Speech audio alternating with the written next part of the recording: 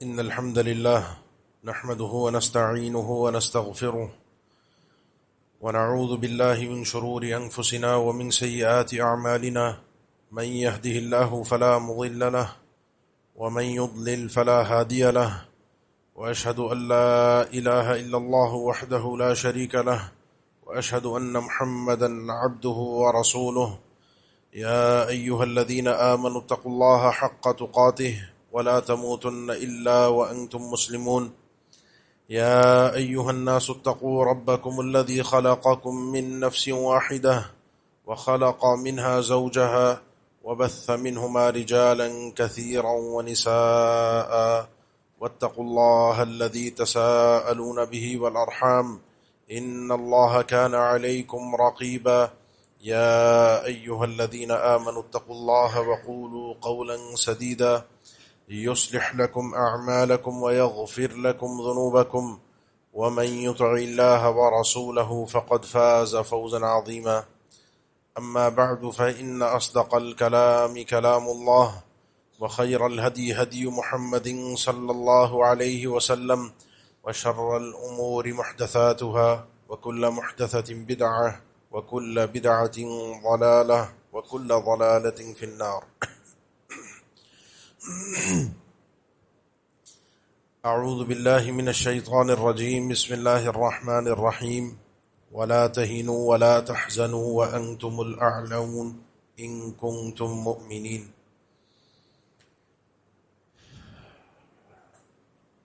اللہ تعالیٰ کا قرآن مجید میں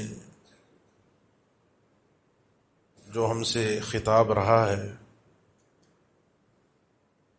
مجموعی اعتبار سے اس گفتگو میں ہم انسانوں کو اللہ کی رحمت کے ساتھ جوڑا گیا ہے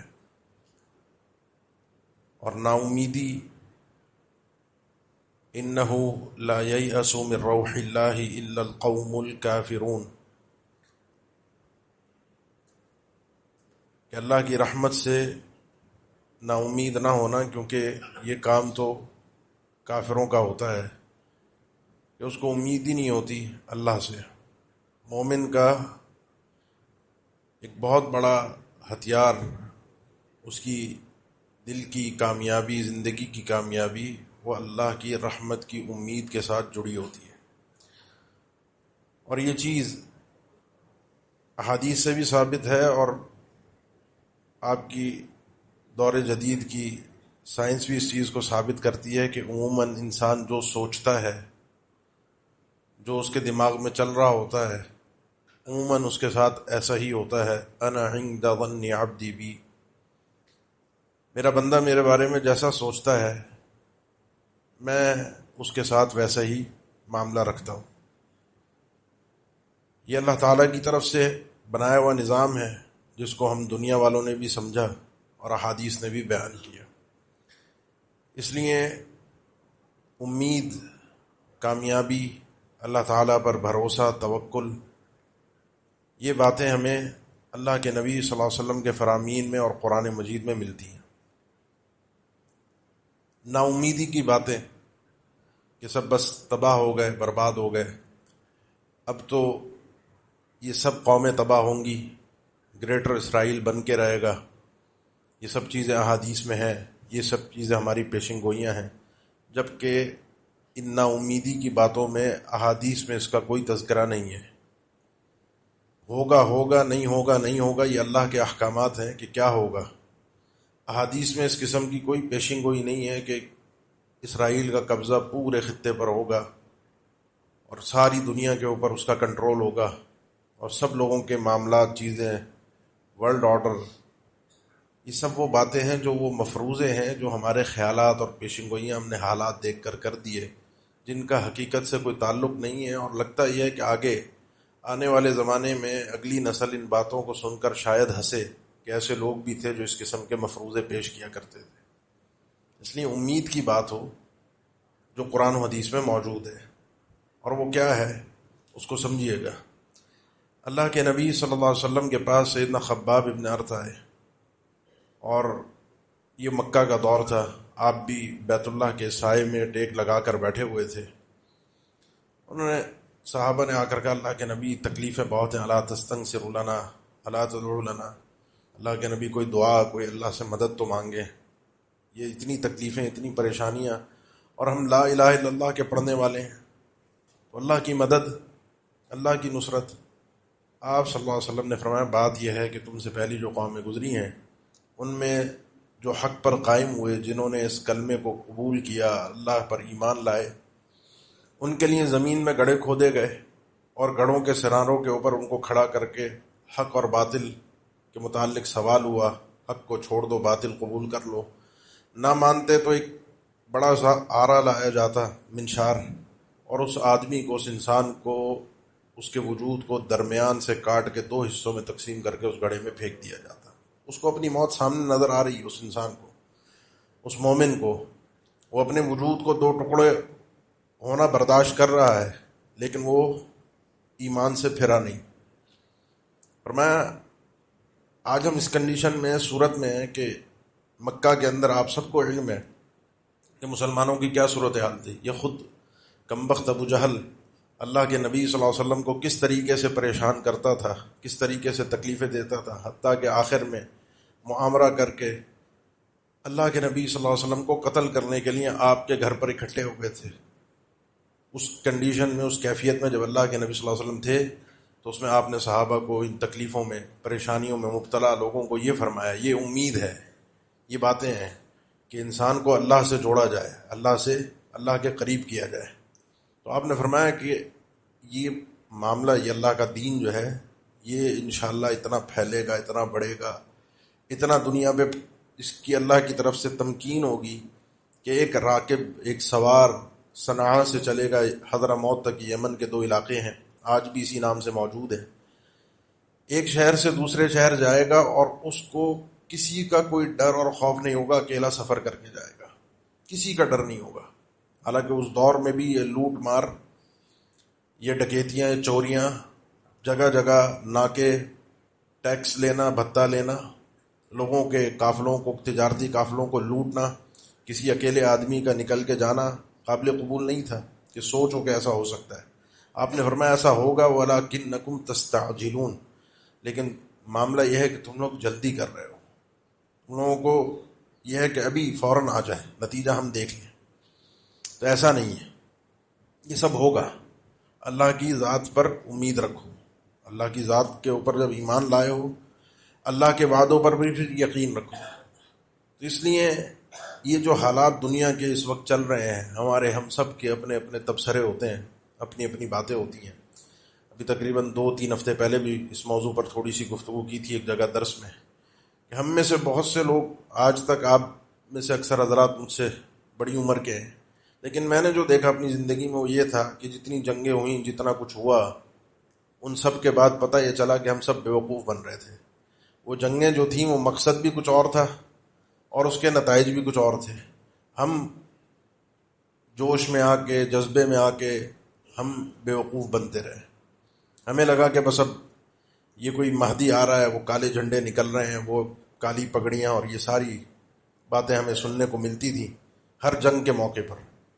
اس طرح کی باتیں، اس طرح کی چیزیں ہمیں سننے کو ملتی تھی، لیکن نتائج سب آپ کے سامنے رہے۔ اب یہ جنگیں بھی جاری ہیں، نتائج آہستہ آہستہ آپ کو نظر آئیں گے کہ ہمیں سنایا کیا جا رہا تھا، میڈیا سے بتایا کیا جا رہا تھا، احوال کیا پیش کیے جا رہے تھے، کیا صورتحال تھی، اور نکلا کیا، نتیجہ کیا نکلا، یہ سب آپ کے سامنے چند دنوں میں واضح ہو جائے گا۔ لیکن مسئلہ وہیں کا وہیں رہے گا کہ میرا اللہ سے تعلق، میرے دین اسلام کی بات، میرا معاملہ اللہ کی ذات الہی کے ساتھ، اس میں ایک یقین رکھیے کہ یہ جتنے مکر اپنے کرتے ہیں، جتنی یہ لوگ اپنی چالیں چلتے ہیں، وَمَكَرُوا وَمَكَرَ اللَّهُ وَاللَّهُ خَيْرُ الْمَاكِرِينَ، یہ اپنی فنکاریاں کرتے ہیں، یہ اپنی چال بازیاں کرتے ہیں، اللہ پلٹ کے ان کی چالوں کو انہی کے اوپر جب چلاتا ہے، انہی کے اوپر پلٹاتا ہے، تو یہ اسی میں پھنس کے رہ جاتے ہیں۔ اور جب چالوں کی بات آئے، کوئی اس قسم کی حرکتوں کی بات آئے، تو اس میں کون اللہ سے جیت سکتا ہے؟ واللہ خیر الماکرین، اللہ سے کوئی جیتنے والا نہیں ہے۔ پھر تو یہ چالوں کو پلٹانے میں اللہ سے بڑھ کر کوئی نہیں ہے، تدبیر ساری اس کی ہے، خلق ساری اس کی ہے، الا لہ الخلق والامر، تو بھروسہ تو مجھے اس اللہ پر کرنا ہے، اس کی طاقت پر کرنا ہے، تدبیریں تو اس کی ہیں. یدبر الامر من السماء الى الارض ثم يعرج الیہ. وہ تو آسمان سے فیصلے زمین پر اتارتا ہے، وہاں سے تدبیریں آتی ہیں، کنٹرول سارا وہاں پر ہے. پھر یہاں کے معاملات جو ہوتے ہیں وہ اس کے سامنے پیش ہونے کے لیے پھر دوبارہ وہاں جاتے ہیں. تو سارا فیصلہ وہیں سے چل رہا ہے، تدبیریں وہیں سے ہو رہی ہیں. دماغ کو، اپنے سوچوں کو اپنے اللہ کے ساتھ جوڑیے اور یہ سوچئے کہ ہونا کیا ہے، میں نے کرنا کیا ہے. یہ غلبہ اس دین کا ہے.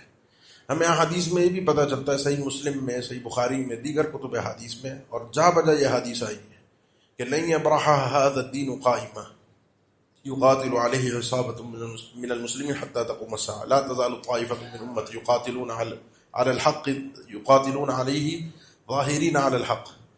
میری امت کا ایک گروہ ہمیشہ حق پر قائم رہے گا. اور پہلی حدیث میں تھا یہ دین ہمیشہ حق پر رہے گا، موجود رہے گا، یہ دین قائم رہے گا. ایک جماعت، ایک گروہ لڑتا رہے گا اس دین کے دفاع کے لیے، اس دین کو قائم رکھنے کے لیے. ایک جماعت ہمیشہ حق پر قائم رہے گی جو اس دین کے دفاع کے لیے فرنٹ لائن پہ کھڑی ہوگی. وہ غالب رہے گی، اس کو کوئی مغلوب نہیں کر سکتا. لا يضرهم من خذلهم، سیدنا معاویہ کی حدیث ہے صحیح مسلم میں، ان کو کوئی رسوا کرنے والا کوئی نقصان نہیں پہنچا سکے گا.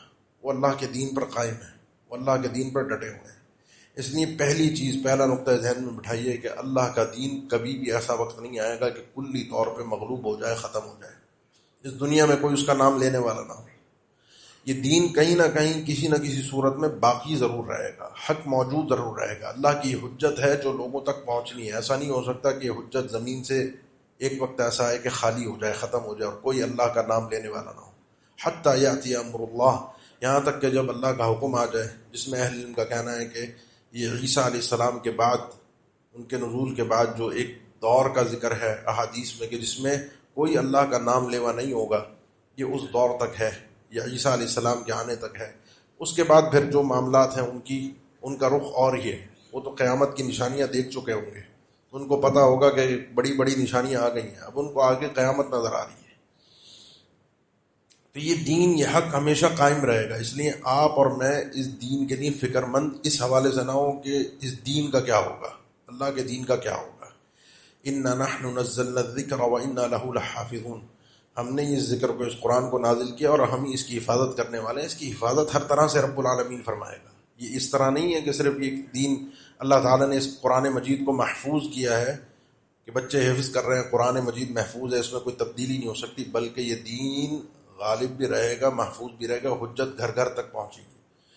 یہ معاملہ اللہ کے نبی صلی اللہ علیہ وسلم نے فرمایا دین اللہ تعالیٰ ہر اس گھر تک پہنچا. لَيَبْلُغَنَّ هَذَا الدِّينَ إِنَّ اللَّهَ زَوَالِيَ الْأَرْضِ فَرَأَيْتُ مَشَارِقَهَا وَمَغَارِبَهَا. اللہ تعالیٰ نے میرے سامنے اس پوری زمین کو سمیٹ کر سکیڑ کر مجھے دکھایا. میں نے زمین کا اپنے سامنے مشرق اور مغرب دیکھا. وَإِنَّ مُلْكَةَ أُمَّتِي سَتَبْلُغُ مَا رَأَيْتُ او كما قال صلی اللہ علیہ وسلم. آپ نے فرمایا کہ جہاں جہاں تک میں نے یہ پورا نظارہ دیکھا ہے، میری امت کی حکومت اس سارے خطے تک پہنچے گی. اللہ کا یہ دین ہر گھر میں، خطے میں پہنچے گا، زمین پر. اللہ تعالیٰ کوئی گھر ایسا نہیں ہوگا بیت مدر ولا وبر الا ادخلہ اللہ فی الاسلام بغیظ عزیز او ذل ذلیل. کوئی بھی کچا گھر ہو، پکا گھر ہو، گاؤں دیہات کا ہو، چھوٹا گھر ہو، بڑا گھر ہو، شہر کا گھر ہو، اللہ کی حجت، یہ دین پہنچ کر رہے گا. یریدون ان یطفئوا نور اللہ بافواہہم ویأبی اللہ الا ان یتم نورہ ولو کرہ الکافرون. یہ لوگ یہ سمجھتے ہیں کہ اللہ کے نور کو، اللہ کے دین کو یہ بجھا دیں گے، ختم کر دیں گے، مٹا دیں گے، اور کوششیں، کاوشیں چلتی رہتی ہیں. اللہ کے نبی صلی اللہ علیہ وسلم کے وجود سے ان کی کاوشیں شروع ہوئیں کہ اللہ کے دین کو مٹا دیں، اللہ کے دین کو ختم کر دیں. آپ کے اوپر کتنی مرتبہ حملہ آور ہوئے، طرح طرح سے آپ کو تکلیفیں پہنچائیں. پھر آپ مدینہ چلے گئے تو مدینہ کو بھی نہیں چھوڑا، وہاں پر بھی حملے کرتے رہے. پھر وہاں سے ناکام ہوئے تو اندر سے لوگوں کو سازشیں کر کے ابھارا، منافقین کو، اور اندر سے مسلمانوں کو توڑنے کی کوشش کی. مسلمانوں کے نفسیات پہ حملہ آور ہوئے، اندر ماحول کے اندر بے چینی پیدا کرنے کی کوشش کی کہ اندر سے مسلمانوں کو کسی طریقے سے کمزور کیا جائے. اللہ کے نبی صلی اللہ علیہ وسلم پر مستقل حملے کرتے رہے. اس کے بعد بھی اسلام کو سازشوں سے ایسا نہیں ہوا کہ کبھی چھٹکارا مل گیا ہو. اللہ کے نبی صلی اللہ علیہ وسلم کے بعد جو منکرین زکوٰۃ تھے، اہل الردہ تھے، بہت سے مدعیان نبوت، وہ سب کھڑے ہوئے. اس کے بعد جو فتنہ یہودیوں کی طرف سے سب سے پہلا فتنہ مسلمانوں کے درمیان منظم فتنہ، روافض کا فتنہ، شیعہ کا فتنہ کھڑا ہوا، خوارج کا فتنہ کھڑا ہوا. یہ مستقل آپ دیکھیں پہ در پہ فتنوں پہ فتنے، فتنوں پہ فتنے، فتنوں پہ فتنے، رکا نہیں سلسلہ. لیکن آپ نے کبھی دیکھا ہو کہ اللہ کا دین ایسا ہو گیا ہو کہ اس کی کوئی حیثیت اور وقت باقی نہ بچی ہو؟ تو مجھے اور آپ کو اللہ کے دین کے متعلق فکر مند ہونے کی ضرورت نہیں. یریدون ان یطفئوا نور اللہ بافواہہم، یہ اپنی منہ کی پھوکوں سے اللہ کے نور کو، اللہ کے دین کو بجھانا چاہتے ہیں. وَيَأْبَى اللَّهُ إِلَّا أَن يُتِمَّ نُورَهُ وَلَوْ كَرِهَ الْكَافِرُونَ. اللہ کوئی قبول ہی نہیں ہے. اللہ بس یہی کرے گا کہ اپنے اس دین کو، اپنے اس نور کو، نور سے مراد اللہ کے نبی صلی اللہ علیہ وسلم کا لایا ہوا دین ہے، اس دین کو اللہ تعالیٰ پورا کر کے دکھائے گا. کسی کافر کو برا لگتا ہے تو لگتا رہے. اس سے پہلے بھی اللہ نے فرمایا هو الذی ارسل رسولہ بالہدی ودین الحق لیظہرہ علی الدین کلہ ولو کرہ المشرکون. اللہ وہی تھا جس نے پہلے اپنے رسول کو بھیج دیا اور دین حق دے کر بھیجا، پوری یہ مدد اور نصرت اور تائید کے ساتھ بھیجا. اور اس لیے بھیجا لیظہرہ علی الحق، لیظہرہ علی الدین کلہ. اللہ تعالیٰ اپنے اس دین حق کو جو اس نے اپنے رسول کو دے کر بھیجا ہے، سارے ادیان پر، ساری دنیا کے اوپر اس کو غالب کر کے رہے گا. اور اللہ کا یہ دین دو طرح سے غالب رہا ہے، طاقت کے ساتھ بھی اور دلائل کے ساتھ بھی، حجت کے ساتھ بھی. کبھی حجت کے میدان میں کوئی جیت نہیں سکا، اس بات کو ثابت نہیں کر سکا. حق کے ساتھ اگر کھڑا ہوا ہو اور وہ صحیح سلامتی کے ساتھ گفتگو کرنے آیا ہو اور اسلام کو باطل مذہب ٹھہرا کر گیا ہو، لیظہرہ علی الدین کلہ ولو کرہ المشرکون. کسی مشرک کو برا لگتا ہے، لگتا رہے، اللہ کو پرواہ نہیں ہے. اللہ کا دین غالب ہے. اور یہ جو باتیں ہیں اللہ تعالیٰ نے ایک مقام پر نہیں، سورہ توبہ میں بھی کی، سورہ فتح میں بھی کی. یہ دو مقامات پہ رب العالمین نے سورہ مجادلہ، سورہ صف میں بھی کی. یہ تین صورتیں ہیں جہاں پر اللہ تعالیٰ نے مختلف مقامات پر. اور یہ وہ وقت ہے کہ جب اسلام کا غلبہ دنیا کو نظر آنا شروع ہو گیا تھا. مکہ بھی فتح ہو گیا تھا، سورہ فتح میں مکہ فتح ہونے والا تھا. اور یہ ساری مدد اور نصرتیں اللہ تعالیٰ نے بتائیں کہ اللہ تعالیٰ نے پوری کر کے دکھائی ہیں. اللہ کا وعدہ پورا ہوا ہے. اب مسئلہ آتا ہے میرا، بھئی وہ ایک گروہ بھی ہے جو ہمیشہ حق پر قائم رہے گا. اللہ کا یہ دین قائم بھی ہوگا، امن و امان بھی ہوگا. اس دین کو کوئی کبھی ایسا وقت نہیں آئے گا کہ کلی طور پہ مغلوب کر دیا جائے. لیکن اللہ تعالیٰ کے پیمانے ہیں، جو اس کی تدبیری پیمانے ہیں، جو نظام چلانے کے لیے اس کے معاملات چلتے ہیں. ان معاملات کے اندر وَتِلْكَ الْأَيَّامُ نُدَاوِلُهَا بَيْنَ النَّاسِ، یہ رب العالمین نے ہمیں ذکر فرمایا کہ یہ جنگ احد کے اندر جب تھوڑی سی مسلمانوں کو تکلیف اٹھانا پڑی تو فرمایا کہ یہ تو رب العالمین کا نظام ہے کہ وہ کبھی ادھر فتح ہوتی ہے، ادھر نقصان ہوتا ہے، کبھی ان کو فتح ہو جاتی ہے، ان کو نقصان ہو جاتا ہے. یہ تو تدبیر اللہ کی ہے جو چلتی ہے، اور اس میں مسلمانوں کے لیے بہت سارے اسباق ان کو سامنے آتے ہیں. یہ فتح اور یہ نصرت، میں کئی دفعہ یہ جملہ آپ کے سامنے اس منبر سے اور بھی جگہوں پہ ذکر کر چکا ہوں. مسلمانوں کو رب العالمین نے بتایا کہ تمہارا غلبہ ایمان کے ساتھ ہے. وَلَا تَهِنُوا وَلَا تَحْزَنُوا وَأَنْتُمُ الْأَعْلَوْنَ إِن كُنتُم. ایک کام تم نے پکا کرنا ہے، اس کام میں کمزوری نہیں ہونی چاہیے، وہ ہے تمہارا ایمان. وَكَانَ حَقًّا عَلَيْنَا نَصْرُ الْمُؤْمِنِينَ. اللہ فرمائے میری ہم پر اپنی ذمہ داری ہے، یہ میں نے اپنے اوپر خود ذمہ لیا ہے، یہ فرض ہے ہمارے لیے کہ ہم مومنوں کی مدد کریں گے. اِنَّا لَنَنصُرُ رُسُلَنَا وَالَّذِينَ آمَنُوا فِي الْحَيَاةِ الدُّنْيَا. ہم مدد کرتے رہیں گے اپنے ماننے والوں کی، اپنے رسولوں کی، اہل ایمان کی. وَلِلَّهِ الْعِزَّةُ وَلِرَسُولِهِ وَلِلْمُؤْمِنِينَ. عزت، غلبہ، شان، مقام تو مالک تو اللہ ہے، اس نے اپنے رسول کو دیا ہے، وہ مومنوں کو عطا کرے گا جو مومن بنے. رب العالمین نے ہمیں یہ بھی بتایا کہ اللہ وَإِنَّ جُنْدَنَا لَهُمُ الْغَالِبُونَ. ہمارا جو لشکر ہے، ہمارا جو جند ہے، ہماری جو فوج ہے، غلبہ اسی فوج کا رہے گا. لیکن مسئلہ ہمارا ہے، ہم دیکھیں ہم کہاں سیٹ ہو رہے ہیں. اس گروہ میں، اس لشکر میں شامل ہیں وہ مومن ہیں کہ جن کو اللہ نے کہا کہ کمزور مت پڑنا، غمزدہ مت ہونا، پریشان مت ہونا، نا امید مت ہونا. غلبہ تمہارا ہے، جیت تمہاری ہے، غالب تم ہی رہو گے. یہ وقتی پریشانیوں سے، وقتی ٹینشنوں سے تمہیں یہ نہ لگے کہ تم ہار گئے، ایسا نہیں ہے. غلبہ تمہارا ہے، اینڈ تمہارا ہے، لیکن تمہیں ویسا بننا پڑے گا. میں جملہ تیسری بار کہہ رہا ہوں اس خطبے میں کہ ہمیں اللہ کے دین کے لیے پریشان ہونے کی ضرورت نہیں ہے. اللہ کا دین غالب آئے گا، اور اس کو اللہ تعالیٰ نے ذکر کیا ہے. یا ایھا الذین آمنوا من یرتد منکم عن دینہ فسوف یأتی اللہ بقوم یحبهم ویحبونہ اذلۃ علی المؤمنین عزۃ علی الکافرین. اے ایمان والو، جو شخص تم میں سے اللہ کے دین سے منہ پھیر لے، اللہ کے دین کو کوئی نقصان نہیں ہوگا. پھر تمہاری جگہ اللہ ایسے لوگ لے کر آئے گا، تمہیں لے جائے گا. وَإِن تَتَوَلَّوْا يَسْتَبْدِلْ قَوْمًا غَيْرَكُمْ ثُمَّ لَا يَكُونُوا أَمْثَالَكُمْ. اگر تم لوگ منہ موڑ لیتے ہو تو تمہاری جگہ اللہ تعالیٰ تمہیں پلٹا کے ایسی قوم کو لے آئے گا جو اللہ کے دین کا کام کریں گے، وہ تمہاری طرح نہیں ہوں گے. فَسَوْفَ يَأْتِي اللَّهُ بِقَوْمٍ، پھر اللہ ایسی قوم کو لے کر آئے گا يُحِبُّهُمْ وَيُحِبُّونَهُ،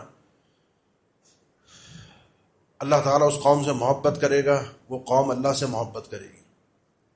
یہ قوم اہل ایمان کے لیے بڑے نرم مزاج کے لوگ ہوں گے. اذلۃ علی المؤمنین اعزۃ علی الکافرین، کافروں کے لیے بڑے سخت ہوں گے. یجاہدون فی سبیل اللہ ولا یخافون لومۃ لائم، فی سبیل اللہ جہاد کریں گے اور کسی ملامت کرنے والے کی، کسی تانا دینے والے کی، کسی باتیں کرنے والے کی ان کو فکر اور کوئی ان کے کان کھڑے نہیں ہوں گے.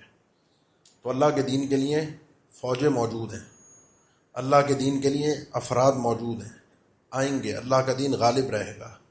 فکر مجھے کرنی چاہیے میں کہاں کھڑا ہوں، میں کیا کر رہا ہوں، میرا مقام کہاں ہے اس سارے سلسلے کے اندر. کیونکہ میں نے خود اللہ کو اپنا جواب دینا ہے کہ میں نے کیا کیا ہے، میں نے اللہ کے دین کی مدد اور نصرت کے لیے کتنی ہمت کی ہے، کتنی میرے جذبات تھے، کتنا میرا عمل تھا، کتنی میری باتیں تھیں.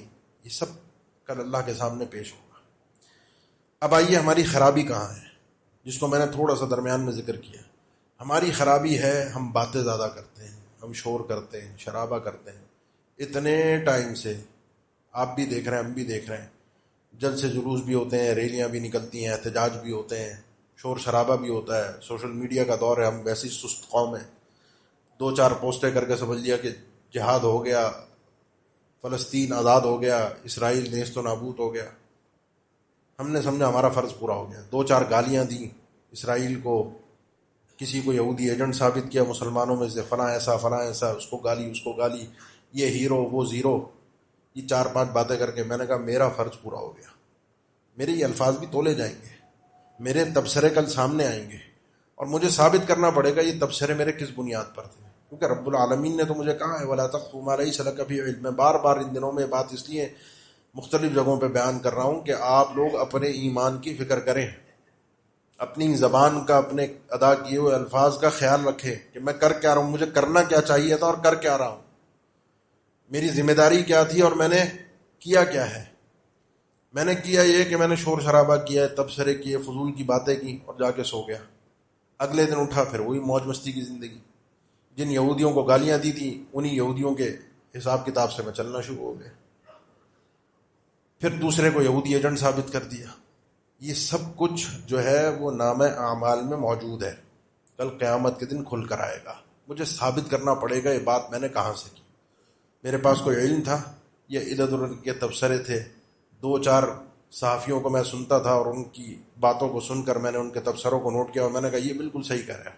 ان کے تبصرے بھی تکوں پر ہوتے تھے، یہ ہو رہا ہے دنیا میں، یہ ہو رہا ہے بلا وجہ کی باتیں، بلا وجہ کے تبصرے. دنیا میں کیا ہو رہا ہے میں نے اور آپ نے اپنی آنکھوں سے دیکھا ہی نہیں ہے. میں نے اور آپ نے اور ہم نے کسی ایسے آدمی سے سنا ہی نہیں ہے جو اس معاملے میں شریک رہا ہو. ہمیں تو خاص چیز بتائی جاتی ہے، خاص زاویے سے چیز کو سنایا جاتا ہے، خاص طریقے سے ہمارا ذہن بنایا جاتا ہے. یہ میڈیا آپ اس کو ہلکا نہ لیں، یہ اس دور کے جو اللہ کے نبی کے دور کے منافقین تھے ان سے زیادہ بدتر اور خطرناک چیز ہے. یہ کس طریقے سے مسلمانوں کے اندر یہ افراتفری پیدا کرتے ہیں، مسلمانوں کو کمزور کرتے ہیں. وہ تو منافقین وہ کام نہ کر سکے جو یہ کر رہے ہیں. اس لیے ان کی باتوں پر، ان چیزوں پر، ان تبصروں پر اتنا پریشان مت ہوا کریں اور بلا وجہ کی باتوں پر کان مت دھرا کریں. بلا وجہ کی پیشین گوئیوں کے اوپر اپنے ایمان کو کمزور کرنا، بلا وجہ کی باتوں پر، بلا وجہ کے تبصروں پر پورا ناپ تولیے، پورا حساب کتاب کیجیے. وَلَا تَقْفُ مَا لَيْسَ لَكَ بِهِ عِلْمٌ. جس چیز کا علم نہیں اس کے پیچھے جانے کی ضرورت نہیں ہے. ضروری نہیں ہے کہ آپ کا دنیا کے ہر مسئلے میں آپ کو پتہ ہو. یہ بات ذہن میں رکھیں. دنیا میں کیا ہو رہا ہے، دنیا کی جنگوں میں کیا ہو رہا ہے، دنیا کے حالات میں کیا ہو رہا ہے، معیشت میں کیا ہو رہا ہے، معاشرت میں کیا ہو رہا ہے، جنگوں میں کیا ہو رہا ہے، امن میں کیا ہو رہا ہے، کون ملک کیا کر رہا ہے، کس ملک میں کیا ہو رہا ہے. ضروری نہیں ہے کہ آپ کے علم میں ہو. کل قیامت کے دن اس کا آپ سے سوال نہیں ہوگا. اپنی ذمہ داری اپنی حیثیت کو سمجھیں. ہر شخص ہر معاملے میں رائے رکھنے کا یا علم رکھنے کا حل نہیں ہے. علم ہونا یہ ضروری نہیں. علم اگر آ بھی جائے, کہیں سے سن بھی لیا, پتہ بھی چل گیا, حقیقت معلوم بھی ہو گئی, تو تصویر کا ایک رخ رکھ کر رائے قائم کرنا یہ بھی شریعت میں منع ہے. آدھی بات سن کر, آدھی تو مجھے پتہ ہی نہیں ہے نا, تصویر کا دوسرا رخ میں نے دیکھا نہیں ہے, اس کو سنے بغیر, اس کو جانے بغیر, یہ آپ کہ گھریلو معاملات ہوں, خاندانی معاملات ہوں, کاروباری معاملات ہوں, دوستی یاری کے, رشتہ داری کے, دنیا کے کہیں کے بھی, کبھی بھی ایک زاویے کی, ایک طرف کی بات سن کر رائے قائم مت کیجیے گا. یہ قرآن میں اللہ تعالیٰ نے ہمیں ایک زاویے سے نصیحت فرمائی. سیدنا داؤد علیہ السلام کے قصے میں جب ان کے پاس دو لوگ آئے اور انہوں نے ایک کی بات سنی, ان هذا اخی له 99 نعجة ولي نعجة واحدة فقال اكفنيها وعزني في الخطاب. اس بندے نے اپنی رائے دی, ایک نے اپنی بات کی, میرا بھائی ہے, اس کے پاس 99 بکریاں ہیں, میرے پاس ایک تھی, وہ بھی لے کے مجھ پر ظلم کر رہا ہے. سیدنا داؤد علیہ السلام نے فیصلہ دے دیا, رائے دے دی اپنی. قال لقد ظلمك بسؤال نعجتك الى نعام, تم نے ظلم کیا, ایک بکری بھی اس سے چھیننا چاہ رہے ہو. اس میں اہل علم کے مختلف اقوال ہیں تفسیر میں, لیکن اس سے بات سمجھ میں آتی ہے کہ اللہ تعالیٰ نے آگے جو داؤد علیہ السلام کو سمجھایا, ان کو نصیحت کی, اس میں بات بالکل واضح تھی کہ ابھی ایک کی بات سنی تھی, دوسرے کا تو مدعا ہی نہیں سنا تھا. ایک نے تو تصویر کا ایک رخ پیش کیا, دوسرا رخ کیا تھا وہ سامنے ہی نہیں آیا ابھی پورا. تو عالمی حالات میں اگر بات کوئی پتہ چل بھی جائے, کوئی بات علم میں آ جائے, علم جس کو کہتے ہیں 100% یقینی بات, اس کے بعد بھی رائے قائم کرنا میرے اور آپ کے لیے ضروری نہیں. اپنی حیثیت کا تو میں اندازہ کروں, میں عام ایک شہری, عام ایک ملک میں رہنے والا فرد, جس کے پاس نہ کوئی اختیار ہے نہ اس کو فیصلے کی کوئی بات ہے, بس شور مچانے کے لیے اس کو کچھ پارٹیاں آ کے استعمال کرتی ہیں, جماعتیں استعمال کرتی ہیں, اور استعمال کر کے سائڈ پہ کر کے اپنے مفادات لے کے چلتی بنتی ہیں. میں استعمال ہو جاتا ہوں. تھوڑا سا سوچیں, اب کوئی رائے بن بھی گئی, کسی مسئلے میں کوئی رائے بن بھی گئی, کچھ سمجھ میں آ بھی گیا, تو ضروری نہیں ہے اس رائے کا اظہار کیا جائے. اس ممبر پہ بہت سے لوگ, آپ دوسرے جگہوں پہ تقریروں میں آپ سنتے ہیں, ہر کوئی اپنی اپنی رائے کا اظہار کر رہا ہوتا ہے, ہر کوئی اپنا اپنا مسئلہ پیش کر رہا ہوتا ہے, عالمی حالت میں ہر کوئی مبصر بنا ہوا ہوتا ہے. لیکن یقین جانیے, اس ممبر پر کھڑا ہو کر ایک ذمہ داری کا احساس ہوتا ہے کہ یہاں جو لفظ میں بول رہا ہوں یہ کل اللہ کو میں نے حساب دینا ہے. یہ جمعہ جو ہے, یہ خطبہ جو ہے, یہ تقریر جو ہے, درس جو ہوتا ہے نا, اس کا یہ ایک ذمہ داری ہے. لوگ میرے لیے نیا نہیں آئے, یہ آپ اور سارا مجمع جو اکٹھا ہے اذان سے پہلے, یہ اللہ کے حکم کی وجہ سے ہے. یہ اپنے اللہ کو راضی کرنے آیا ہے, اور اللہ نے مجھ پر ذمہ داری لگائی ہے کہ میں ٹھوس اور مضبوط بات ان کی رہنمائی کے لیے پیش کروں. ادھر ادھر کی ہوائی گفتگو, ادھر ادھر کی باتیں کر کے ٹائم پاس کر لینا, یہ بلا وجہ کے تبصرے, اپنی سوچ, اپنی آرا کو آپ پر مسلط کرنے کی کوشش کروں, یہ میرے لیے حرام ہے. کل قیامت کے دن میں بارگاہ الہی میں آپ سے پہلے میں مجرم بن کے کھڑا ہوں گا. اس لیے ایسے لوگوں کو بھی سمجھیے جو بلا وجہ کے تبصرے, اپنی آرا کو مسلط کرنے کی کوشش کرتے ہیں, جس کا ان کو بھی علم نہیں ہوتا. یہ جو عالمی حالات کے تبصرے. آخری بات, اگر آپ کی کوئی رائے ہے بھی اور آپ نے بیان کر بھی دیا, ہمارے یہاں دوست ہوتے ہیں نا, احباب بیٹھتے ہیں, رشتہ دار بیٹھتے ہیں, دوست یار بیٹھتے ہیں رات کو چائے کے ہوٹل پہ, ویسے تعلقات, رشتہ داریاں, کہیں گیدرنگ ہوتی ہے, ہر کوئی اپنے اپنے تبصرے پیش کر رہا ہوتا ہے. ایران صحیح ہے, سعودی عرب باطل پہ ہے, وہ یوں, وہ اسرائیلی ایجنٹ, وہ یہودی ایجنٹ, ہمارے حکمران ایسے ہی, سب کے اپنے اپنے تبصرے. اب اس میں کوئی اگر میرے تبصرے کی مخالفت کر دے تو ہماری جنگ شروع ہو جاتی ہے. یہ آخری ادب ذہن میں رکھیں کہ اگر آپ کی کوئی رائے ہے, وہ رائے ہے. قرآن و حدیث کے مسئلے کے اندر, جو قرآن و حدیث کے اندر الفاظ موجود ہیں, ان سے اہل علم جب استنباط کرتے ہیں, اجتہاد کرتے ہیں, اس میں اختلاف کی گنجائش ہوتی ہے کہ آپ کسی دوسرے کے اجتہاد سے, اس کی سوچ سے اختلاف کر سکتے ہیں, کیونکہ وہ حدیث سے, قرآن سے اختلاف نہیں, وہ سامنے والے کی سوچ سے اختلاف ہے. اس میں تھوڑی سی نرمی رکھنی چاہیے, جس کو اجتہاد کہا جاتا ہے, اجتہادی مسائل. جب قرآن و حدیث جو نصوص ہیں ان سے استنباط کے مسائل کے اندر نرمی رکھنے کا ہمیں تعلیم دی گئی ہے, جو اللہ کے نبی صلی اللہ علیہ وسلم نے اپنے صحابہ کو سکھایا کئی ایک مسائل کے اندر, تو دنیاوی عام مسائل کے اندر ان چیزوں کا علم ہی نہیں ہے, بنیاد ہی نہیں پتہ, بلا وجہ کے ہمارے تبصرے ہیں. بتانے والے خود یہ میڈیا, یہ افراد, یہ خود ایک طرح کے دجال ہیں.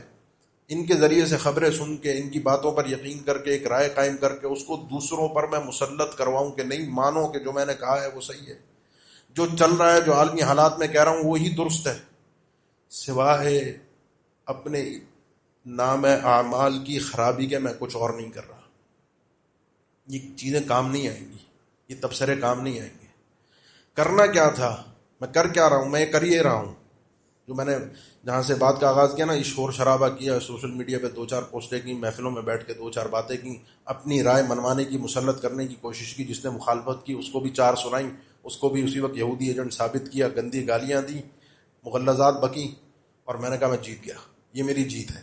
میں نے بالکل صحیح سچا حق کا علم بلند کر دیا. اب اسلام غالب آ کر رہے گا.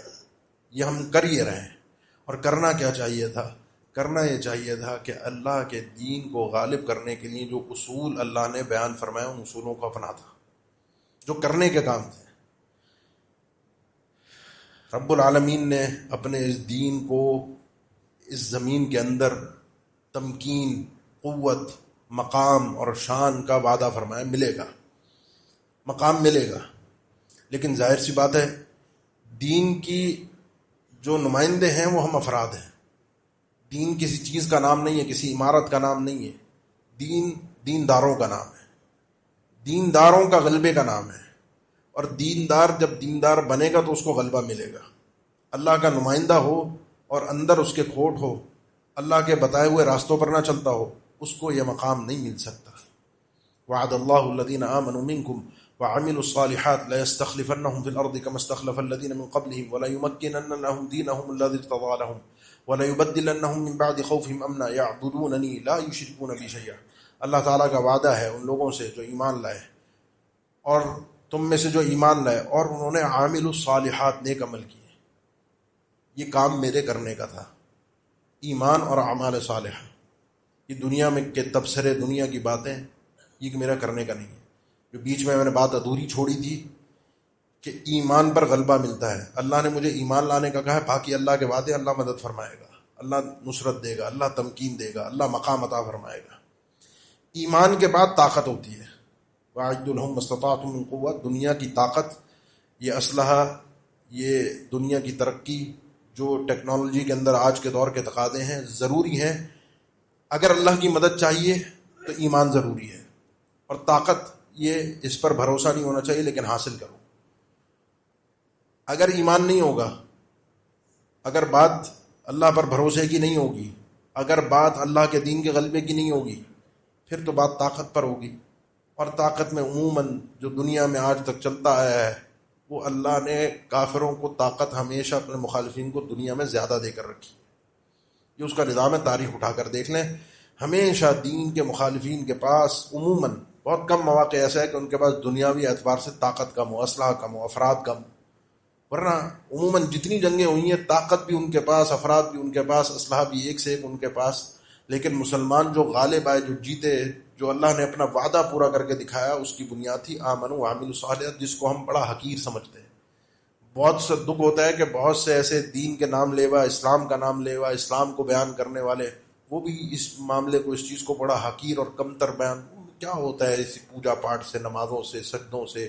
جب وقت قیام آیا تو نادا گر گئے سجدے میں. باتیں وقت قیام آیا، وہ جو جہاد کے لیے کھڑا ہونا تو ہونا ہے، لیکن اس سجدے کے بغیر جہاد میں کھڑا کیسے ہوگا؟ ان چیزوں کی حقارت کر کے، ان چیزوں کو کمتر کر کے، ان چیزوں کی اہمیت کو کم کر کے کیسے انسان اللہ کی مدد حاصل کر سکتا ہے؟ وعد اللہ الذین آمنوا منکم وعملوا، یہ کام تم کرو.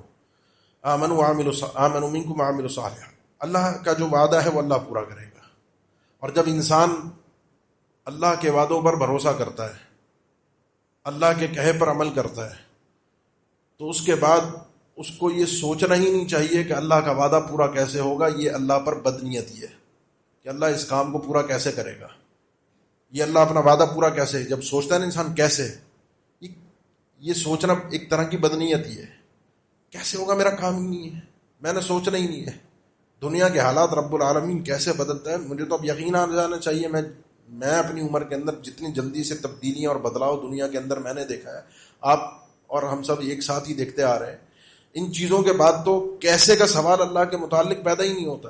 لَيَسْتَخْلِفَنَّهُمْ فِي الْأَرْضِ كَمَا اسْتَخْلَفَ الَّذِينَ مِنكُمْ. اللہ تعالیٰ تمہیں زمین میں خلافت دے گا، تمہیں حکومت دے گا جس طرح پچھلے لوگوں کو دی. اور یہ صرف صحابہ اکرام کے لیے نہیں تھا، یہ صرف خلفائے راشدین کے لیے نہیں تھا. یہ اللہ کے نبی صلی اللہ علیہ وسلم نے فرمایا، اللہ تعالیٰ نے نبوت کو رکھا جامع ترمذی کی حدیث ہے، پھر نبوت کو اٹھا لے گا جب وہ چاہے گا. نبوت اللہ کے نبی صلی اللہ علیہ وسلم پر ختم ہوگی. پھر اللہ کے نبی صلی اللہ علیہ وسلم نے فرمایا اللہ تعالیٰ زمین پہ خلافت رکھے گا، اور وہ خلافت ہوگی اعلی منہاج النبوہ، نبوت کے طریقے پر، جب تک رب العالمین چاہے گا، اور پھر اس کو بھی ختم کر دے گا. پھر 2 ادوار آئیں گے ملوکیت کے، بادشاہت کے، جبر و قہر کے ذریعے سے بھی آئے گی، سختیوں کے ساتھ بھی آئے گی. ان 2 ادوار کے بعد پھر دوبارہ رب العالمین خلافت کو لوٹائے گا اور اعلی منہاج النبوہ لوٹے گی. کچھ شارحین نے اس حدیث پر لکھا کہ اس حدیث سے مراد جو دوبارہ خلافت آخر میں آئے گی وہ عمر بن عبدالعزیز رحمہ اللہ ہے. لیکن یہ بات کئی اہل علم نے اس کا رد کیا. عمر بن عبدالعزیز کوئی بڑی ملوکیتوں کے بعد نہیں آئے، بڑے ادوار کے بعد نہیں آئے. یہ رب العالمین کی طرف سے ہوگا، لَيَسْتَخْلِفَنَّهُمْ فِي الْأَرْضِ كَمَا اسْتَخْلَفَ الَّذِينَ مِن قَبْلِهِمْ. اللہ تعالیٰ خلافت تمہیں عطا فرمائے گا جس طرح پہلے لوگوں کو عطا فرمائی. اب یہ کیسے ہوگا، اس کے لیے میں نے کیا کوشش کرنی ہے، خلافت کے لیے کتنے میں نے نعرے لگانے ہیں، کتنے لوگوں کو اکٹھا کرنا ہے، کتنے لوگوں کی ذہن سازی کرنی ہے، یہ اللہ نے مجھے نہیں کہا. مجھے کہا آمنوا منکم وعملوا الصالحات. یہ نسبت اللہ کی ہے کہ خلافت وہ عطا فرمائے گا، میں نے حاصل نہیں کرنی. وَلَا يُمَكِّنَنَّ لَهُمْ دِينَهُمُ الَّذِي ارْتَضَىٰ لَهُمْ. اللہ تعالیٰ تمکین عطا فرمائے گا، پوری قوت، طاقت، غلبہ، رعب، دبدبہ ان مسلمانوں کو اس زمین کے اندر عطا فرمائے گا. وَلَا يُمَكِّنَنَّ لَهُمْ دِينَهُمُ الَّذِي ارْتَضَىٰ لَهُمْ وَلَا يُبَدِّلَنَّهُم مِّن بَعْدِ خَوْفِهِمْ أَمْنًا. تیسری چیز، اللہ تعالیٰ ان کے خوف اور ڈر کے بعد ان کو امن عطا فرمائے گا. آمنوا وعملوا الصالحات کے ساتھ اگر شروع ہوئے، یہ 3 وعدے اللہ پورا کرے گا. ان 3 وعدوں کے بعد اللہ نے مزید ایک شرط بیان فرمائی، یعبدوننی لا یشرکون بی شیئا. اس پورے عمل کے درمیان ایک چیز کا خیال رکھنا، عبادت صرف میری ہونی چاہیے، میرے ساتھ کسی کو شریک مت کرنا. اگر کہیں ہو گیا، شرک آ گیا، ایک وعدہ بھی پورا نہیں ہوگا. کیونکہ جب تم نفع اور نقصان کا مالک ایسی چیزوں کو سمجھ رہے ہو جن کے پاس کوئی اختیار ہی نہیں ہے، تو جاؤ پھر ان سے لو. پھر اللہ سے امید نہ رکھنا، کیونکہ تم نے اللہ پر بھروسہ ہی نہیں کیا، تم نے اللہ کی عبادت ہی نہیں کی. یہ وعدے ہیں اللہ کے، یہ میرے کرنے کے کام ہیں، یہ میری ذمہ داریاں ہیں، میرا نام اعمال ہے. اس میں جو کچھ میں کہہ رہا ہوں، لکھ رہا ہوں، تبصرہ کر رہا ہوں، بول رہا ہوں، وہ سب نوٹ ہو رہا ہے. کل قیامت کے دن میں نے اللہ کے سامنے کھڑے ہو کر اس پورے نام اعمال کا حساب و کتاب دینا ہے. یہ مت سمجھیے گا کہ حساب و کتاب مسجد میں آ کے جو کام کیے، نماز پڑھی ہے، یہ کیا، اس کا ہوگا. باقی جو دنیا میں ہم جو کچھ کر رہے ہیں، جو سیاست پہ تبصرے کر رہے ہیں، جو دنیا کے حالات پہ بول رہے ہیں، وہ سب فضول ہے، اس کا کوئی حساب و کتاب نہیں، وہ کوئی نام اعمال نہیں. ایسا نہیں ہے. ایک ایک چیز آئے گی. ما لہذا الکتاب لا یغادر صغیرۃ ولا کبیرۃ الا احصاها. ایک ایسا نام اعمال ہے جس نے نہ کوئی چھوٹی چیز چھوڑی، نہ کوئی بڑی چیز، سب کی سب اس کے اندر میری ایک ایک بات، ایک ایک تبصرہ، ایک ایک معاملہ اس کتاب کے اندر، اس نامہ اعمال کے اندر درج ہے. ووجدوا ما عملوا حاضرا. اور جو کچھ انسان نے کیا ہوگا اپنے سامنے پائے گا. یہ ہاتھ پاؤں سب جواب دیں گے، بولیں گے. آپ کی ذمہ داری ہے کل قیامت کے دن اپنے آپ کو بخشوانا. کوئی نہیں آئے گا، آپ اپنے آپ کو چھڑوائیں گے. اقول قولی ھذا واستغفر اللہ لی ولکم وآخر دعوانا الحمد للہ رب العالمین. ان الحمد للہ نحمده ونستعینه ونستغفره ونعوذ باللہ من شرور انفسنا ومن سیئات اعمالنا. من يهده الله فلا مضل له ومن يضلل فلا هادي له. واشهد ان لا اله الا الله وحده لا شريك له واشهد ان محمدا عبده ورسوله. اللهم صل على محمد وعلى آل محمد كما صليت على إبراهيم وعلى آل إبراهيم إنك حميد مجيد. اللهم بارك على محمد وعلى آل محمد كما باركت على إبراهيم وعلى آل إبراهيم إنك حميد مجيد. اللہ کے نبی صلی اللہ علیہ وسلم نے اپنے صحابہ کی جو تربیت کی، اس میں مختلف موقعوں پر ہمیں نظر آتا ہے کہ صحابہ اکرام اپنے مقام کو، اپنی حیثیت کو ہر آدمی اچھی طرح سمجھتا تھا. کئی موقعوں پر، کیونکہ اس کا ہم نے عملی نمونہ بعد میں دیکھا، سیدنا ابوبکر کی خلافت، سیدنا عمر کی خلافت، سیدنا عثمان، سیدنا علی رضوان اللہ عن الصحابۃ اجمعین. ان کے ادوار میں جس صحابہ کو اللہ کی طرف سے کوئی بات عطا ہوئی، کوئی خیر ملی، کوئی مشورہ، کوئی معاملہ، کوئی چیز، وہ جس کا جو معاملہ ہوتا اس تک پہنچاتا. سیدنا ابوبکر کی خلافت میں آپ دیکھیں گے تو جب وہ کھڑے ہوئے منکرین زکوٰۃ کے خلاف لڑنے کے لیے، سیدنا عمر کے پاس مشورہ تھا، سوچ تھی، اپنی سوچ لے کر سیدنا ابوبکر کے پاس گئے. کوئی ادھر ادھر لوگوں کی ذہن سازی کہ دیکھو ابوبکر غلط کر رہا ہے، کلمہ گو سے لڑ رہا ہے، تم لوگ روکو، کھڑے ہو اس کے خلاف. بات کو تھوڑا سمجھیے گا. جس کا جو معاملہ ہے انسان اپنی حیثیت کا اندازہ کر کے اسی سے بات کرے. اور یہ سیدنا عمر تھے، باقی اور لوگوں کا کوئی تذکرہ نہیں ہے. سیدنا عمر تھے، قرآن کی بات آئی جمع کرنے کی، وہ بھی خلیفۃ المسلمین سیدنا ابوبکر کے پاس گئے. حیثیت مقام ان کا تھا، لیکن یہ کام میرا کرنے کا نہیں ہے. مجھے اگر اللہ نے سمجھ دی ہے، سوچ دی ہے، تو جس نے کام کرنا ہے میں نے اس سے بات کرنی ہے، پروپیگنڈا نہیں کرنا. سیدنا عمر کے دور میں جس کو کوئی مشورہ ہوتا، بات ہوتی، ان کے پاس آتے. سیدنا عثمان کے دور میں جب اتنے مسائل ان کے خلاف، افواہیں، پروپیگنڈا بڑھتا گیا تو بہت سے لوگوں نے بہت سی باتیں کی. ان میں صحابہ اکرام کا طرز عمل یہ تھا کہ اگر سیدنا عثمان کے پاس جانے کا موقع ملے ان سے بات کرنے کا، تو ہم ان سے ڈائریکٹ بات کریں گے، بلا وجہ باہر تبصرے نہیں کیے. جب تک یہ معاملہ، اس تربیت جو اللہ کے نبی صلی اللہ علیہ وسلم نے کی تھی کہ انسان اپنے مقام کو، ہر انسان اپنی حیثیت کو اچھی طریقے سے سمجھے. ہر انسان اپنے آپ کو دنیا کا خلیفہ نہ بنائے. ہر انسان اپنے آپ کو یہ نہ سمجھے کہ میں نے اب دنیا کے بڑے بڑے فیصلوں میں میری رائے ہے، میں نے حل کرنا ہے، میں فیصلہ کروں گا، میں ہی بڑا ہوں. یہ ظلم اپنے اندر سے ختم کیجئے. اپنے مقام، اپنی حیثیت کو ہر مسلمان اپنی ذات میں سمجھے، اور اپنی حیثیت کو سمجھنے کے بعد یہ سمجھے کہ میری ذمہ داری کیا ہے، میں نے کیا کرنا ہے جس سے میری دنیا اور آخرت سنور جائے. اس میں اگر کوئی اجتماعیت کے ساتھ کرنے کا کام ہے اس میں شریک ہوں، اس میں کوئی انفرادیت کا کام ہے، خیر کو ڈھونڈیں، خیر کو تلاش کریں، دل میں خیر پیدا کریں، اور اپنے قول و فعل کے اندر یہ دیکھیں کہ وہ کون سی چیز ہے جو اللہ کے دین کو فائدہ پہنچائے گی، چاہے ابھی چاہے کل. وہ کون سی چیز ہے جو اللہ کے دین کو نقصان پہنچائے گی، چاہے آج چاہے کل. اور یہ سب ناپ تول کے پھر اپنی زبان کھولے، پھر انسان عمل کرے. اللہ تعالیٰ ہمیں موفقین بندوں میں سے بنائے. اللہ تعالیٰ ہماری مدد فرما دے. کل انشاءاللہ بروز ہفتے سے جو خواتین کا ایک سلسلہ اس مسجد میں ہوتا تھا، عقیدہ توحید کی کلاس اور درس قرآن و حدیث، وہ کل سے دوبارہ شروع ہو رہا ہے اسی مسجد میں ہفتے کے دن سے. تو خواتین سے شرکت کی درخواست ہے. عباد اللہ، ان اللہ یأمر بالعدل والاحسان وایتاء ذی القربى وینہی عن الفحشاء والمنکر والبغی یعظکم لعلکم تذکرون. فاذکروا اللہ الجلیل یذکرکم واشکروہ علی آلائہ ونعمہ یزدکم ولذکر اللہ اکبر واللہ یعلم ما تصنعون.